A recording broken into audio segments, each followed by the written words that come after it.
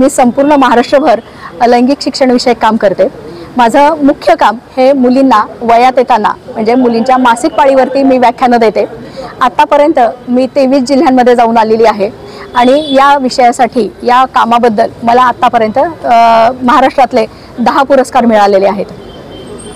मी महाराष्ट्र शासनाची लैंगिक शिक्षण विषयकची मास्टर ट्रेनर आहे आणि मी लैंगिक शिक्षण समितीमध्ये शासनाच्या लैंगिक शिक्षण समितीमध्ये पण मी सदस्य म्हणून काम केलेलं आहे।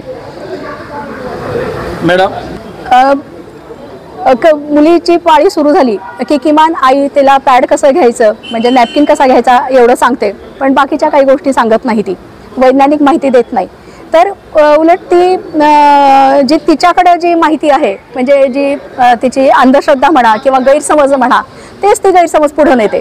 उदाहरणार्थ, पाळी सुरू झाली आहे, तू देवाकडे जाऊ नकोस, तू लोणच्याला हात लावू नकोस, मसाल्यांना हात लावू नको, तू झाडांकडे जाऊ नको, झाडांना शिवू नको नाहीतर झाडं जळून जातील वगैरे, अशा पद्धतीचे जे गैरसमज आहेत तीच गैरसमज ती मुलींच्यापर्यंत पोहोचवते।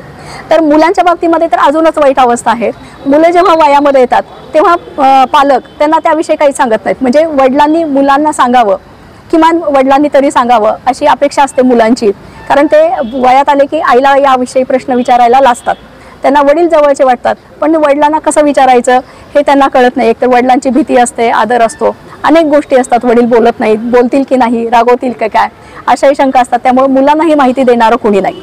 यासाठी आम्ही मुलींना जसं मासिक पाळी वयात येताना या विषयावरती व्याख्यानं देतो, तसंच आम्ही माता पालकांना आई मुलीची मैत्रीण या विषयावरती व्याख्यान देतो आणि त्यामध्ये मुलींशी कसं बोलावं, वयात आलेल्या मुलींना नेमकं काय सांगावं, त्यांच्याशी संवाद कसा साधावा, म्हणजे मग मुली घरातून पळून जाणार नाहीत, मुली कुठल्याही गुन्ह्यामध्ये अडकणार नाहीत, सायबर गुन्ह्यामध्ये अडकणार आहेत वगैरे, अशी सगळं जे प्रबोधन आहे असं सगळं आम्ही माता पालकांचं पण करतो।